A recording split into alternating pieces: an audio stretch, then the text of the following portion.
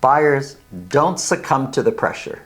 I'll tell you what I mean and then get into the latest home prices and insights for York Region for week ending August 16th, 2023.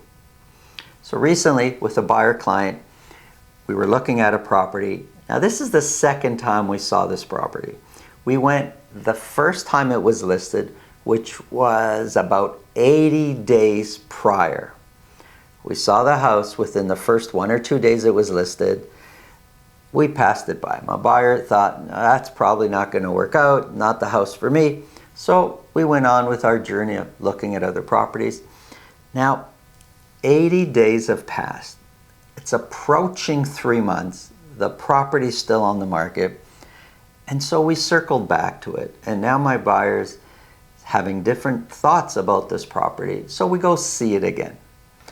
And now he's feeling pretty good about this property. And especially because of all the other properties we've seen in the meantime, he's thinking, you know what, this property could work out. He's feeling good about it. We're talking about an offer, what an offer would look like. We're talking about pricing and strategy and so forth. So I called the listing agent and I'm asking questions. I'm trying to find out some information to help us strategize a strong offer. Now, a strong offer is not always about price. It could be about closing day, it could be about what's included, certain conditions in there, or lack of conditions make it a strong offer. Well, because we saw it early on, and I'm on the roster of showings for that property, in most cases, whenever an offer is registered on the property, all the realtors that saw it get updated. And I've never received an update for this offer, for this property saying an offer was registered. So in my mind, property had no offers. But in my conversation with the realtor, I asked, just in case there was offers that they didn't register. And as it happens, the realtor tells me, the listing agent says there's been no offers, there's been some interested people, but no offers. So we start talking a bit further. I ask some strategic questions that could help me formulate a strong offer, and we leave it at that. I'm preparing the offer, and within 30 minutes, 45 minutes after I hung up with the realtor, I get an email saying an offer's been registered on this property. I thought, wow, what are the chances of that? 80 days on the market, nobody's put an offer. The afternoon that we're interested in putting in an offer, they get an offer. What are the chances of that? The listing agent calls me soon afterwards to say, Santo, I wanted you to know that an offer's been registered on the property, but I'd really like to work with you. I think you're a good guy to work with. I feel good about you. He's telling me this stuff, and he doesn't know me from nothing. I don't know him. He doesn't know me. The first communication we had was when I called him to ask questions. And I'm thinking, what is he talking? He doesn't know me from nothing. So I hung up the phone, making me wonder, did this house really receive a legitimate offer? Or is all that to put pressure on my client to go in as high as we can? I speak to my client about it, the buyer, and I say, look, here's the situation. Here's my feelings. Here's my thoughts. What do you want to do? And I'm so happy that my client said, Santo, let him try to sell to the other offer. We'll wait and see what happens. And that's what we did. And the next morning, that offer was removed. No more offer. The home didn't sell. I called the agent and he says, yeah, we couldn't reach an agreement. That was the end of it. My buyer client didn't want to deal with that agent anymore. And we moved on to look at other properties. And sure enough, within a few days later, we ended up buying another property. The moral of this story is, if you're a buyer, don't succumb to the pressure.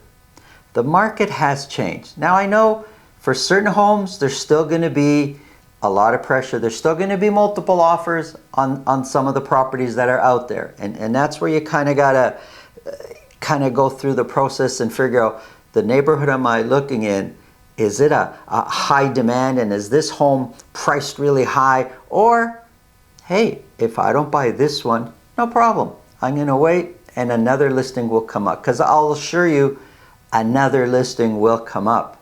So don't feel the pressure that that's the last house on the planet that you have to buy. You'll have more power as a buyer when you're a bit indifferent. Especially if the kind of home you're looking to buy is in a subdivision, there's a high likelihood of more listings similar to it coming up in the near future. So don't succumb to the pressure.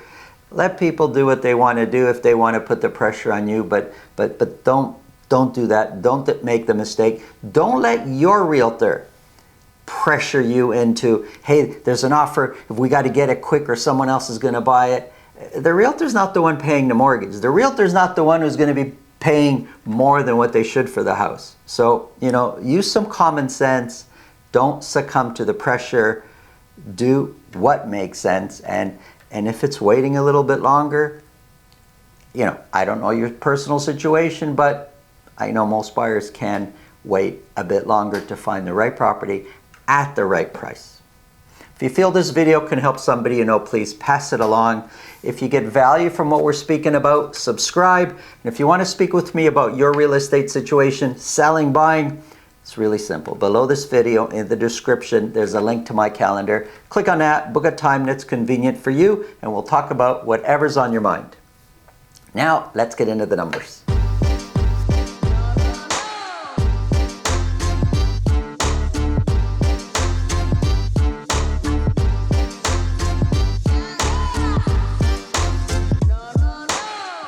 If you're looking for a large 2-bedroom corner unit condo in Richmond Hill, check out the video at the end of this video.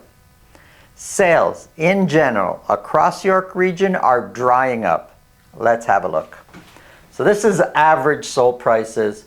We've got in blue Richmond Hill, in red Vaughan, and in green Markham for August 9th to August 16th. So for week ending August 16th, average sold price for detached properties plummeted right across the board. Overall, prices have been trending down over the last 3, 4, 5 months. But let's take a closer look. We're going to start off with Vaughan. Detached properties only, broken down by week for a whole year. So for week ending August 16th, 20.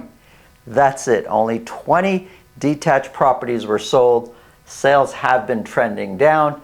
Now when you get sales this low in the 20s, the mixture of lower selling properties versus higher selling properties, you get too much on one side or too much on the other side, it really has a profound effect on average sold prices. And this is why you're seeing these high peaks and valleys. And sometimes when you're looking at average sold price, it's difficult to figure out, well, our price is trending down, trending up.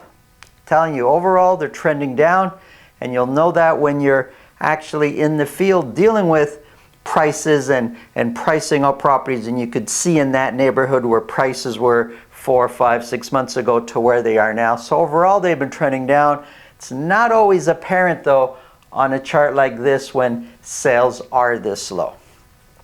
Compared to last year, 1 million. Oh, so did I even say the average sold price? Sorry, I don't remember if I even said it. Average sold price for detached properties in Vaughan for week ending August the 16th, sitting at 1,708,000.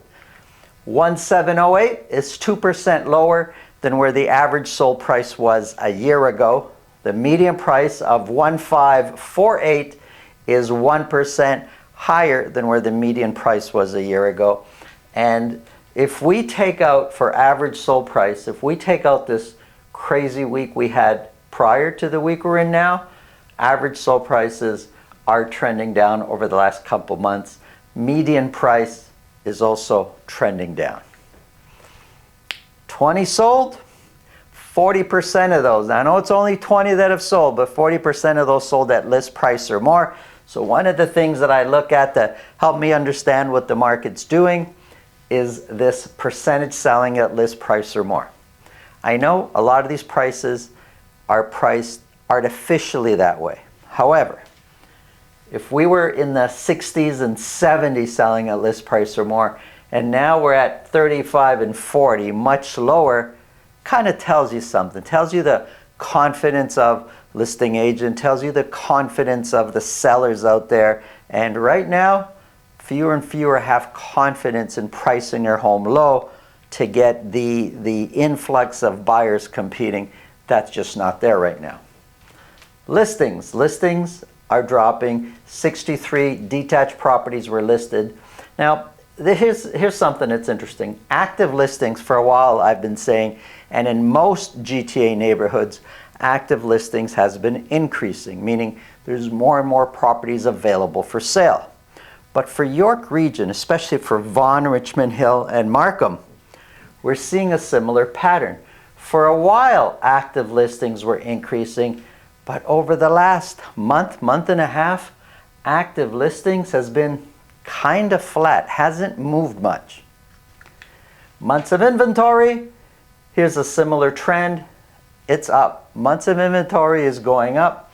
We were at 1.5, 1.4, 1 months of inventory 3 months ago. We're now sitting at 3.5 months of inventory. Pretty much a balanced market in Vaughan for detached properties. Here is Richmond Hill. 16. If you thought 20 was low in Vaughan, 16 detached properties were sold in Richmond Hill. 3 of those were at $2 million or more. Average sold price went from a record high just a couple weeks back to now we're sitting at $1,799,000. And I just quickly circled some of these peaks and valleys, some of these outrageous numbers one way or the other. Prior to that, average sold price seemed pretty steady on an increase, but now it's kind of tough to tell what's going on. I could tell you though, overall average prices are on a decline. Compared to last year, 1,799 is 3% lower than where the average sold price was a year ago. The median price of 1,782 is 10% higher than where we were a year ago. And using the dotted line, the 4-week moving average, it's kind of tough to say what's going on with that. So let's look at some other things. Well, percentage of properties selling at list price or more is less than a third. We were in the high 60s to high 70s. We're now at 31% selling at list price or more. Only 16 were sold, however. 39 were listed, 39 detached properties. Active listings was increasing, but for the last 4, 5, 6 weeks, it's been kind of flat, the active listings. Hasn't really changed much either way. Months of inventory, very clear, is on the rise. We were sitting at 1.1 months of inventory. We're now at 3.7, and we've been in the balanced market area for a few weeks now, over a month actually. The average days on market, 27. It's one of the highest it's ever been. And here's Markham. 25 detached properties were sold. Seems like a lot compared to Vaughan and Richmond Hill. So 25 detached properties were sold. 4 of those were at $2 million or more. Average sold price came down to $1,636,000. 1,636 is 4% lower than where we were a year ago. The median price of 1,590 is 5% lower than where we were a year ago.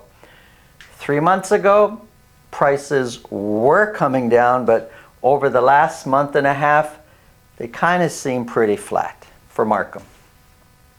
Of the 25 that sold, 68% sold at list price or more. So what I was talking about prior for Vaughan and Richmond Hill, look, we were here for Markham in the 80s selling at list price or more.